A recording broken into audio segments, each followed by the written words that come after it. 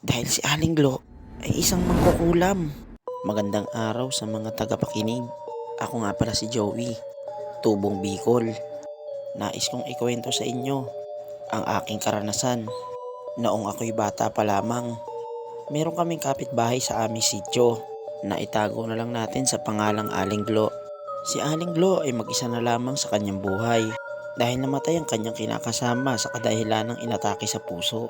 Madalas kami maglaro banda sa lugar nila Aling Glo dahil doon ay maraming mga damuhan at maraming punong pwedeng akyatan at pagkuhanan ng bunga.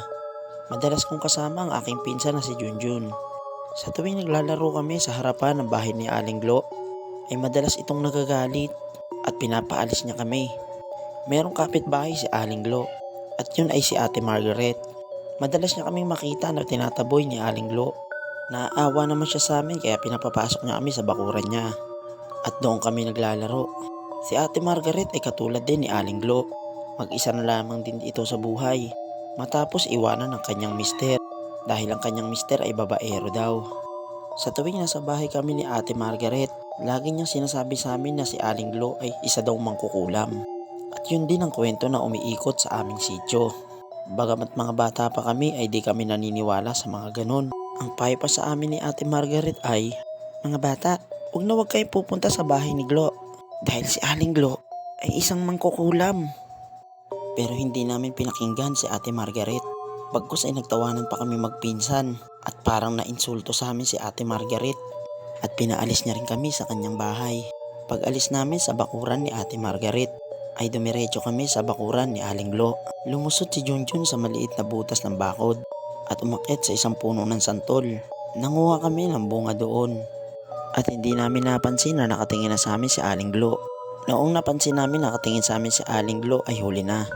Agad kami nagpulasan ng takbo. Wala namang ginawa si Aling Glo.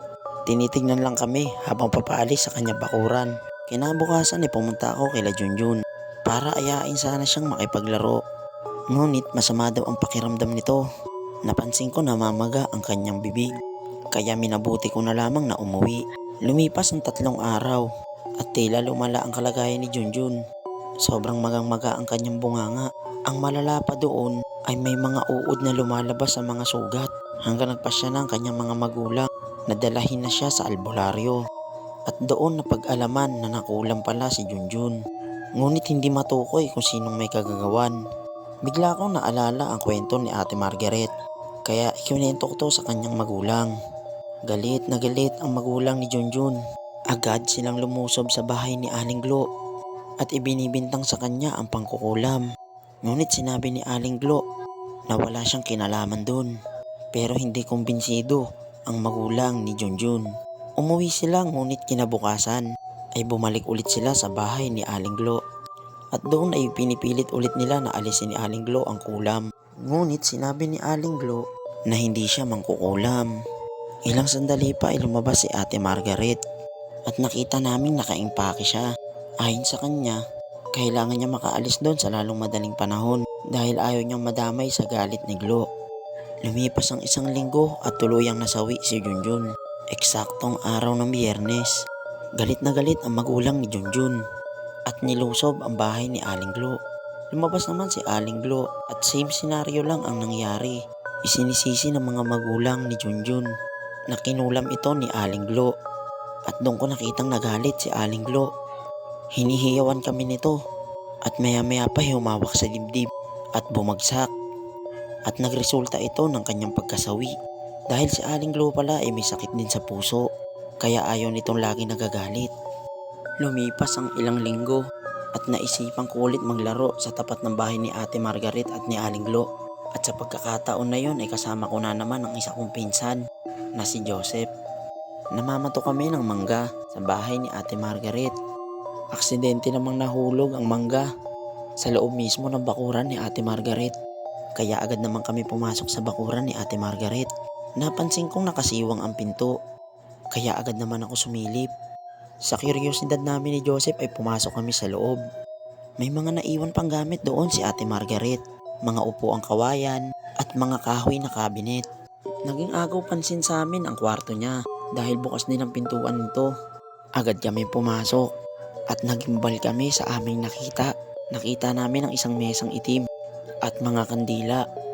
Gamit na ang mga kandila at kulay itim ang mga kandila. At sa gilid ay may nakita akong isang ulo ng pusa. Ngunit ito ay bungo na lamang. At sa tabi nito ay may nakatuping papel na may kasamang buhok. At nakasulat doon ang pangalan ni Junjun. Si Ate Margaret pala ang tunay na mangkukulam. Agad ako pumunta sa magulang ni Junjun.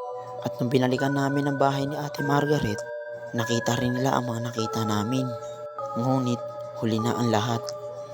Hindi namin matanggap na si Ate Margaret pala ang mangkukulam at ginagawa niya lamang panangga si Aling Glo upang maikubli ang kanyang sarili at ang kanyang mga maling gawa. Hanggang dito na lang po at naway mag-ingat tayo palagi sa ating mga ginagawa o pinupuntahan. Mas mabuting maging mabuting tao at wag na wag tayong makialam sa buhay ng iba. Salamat po.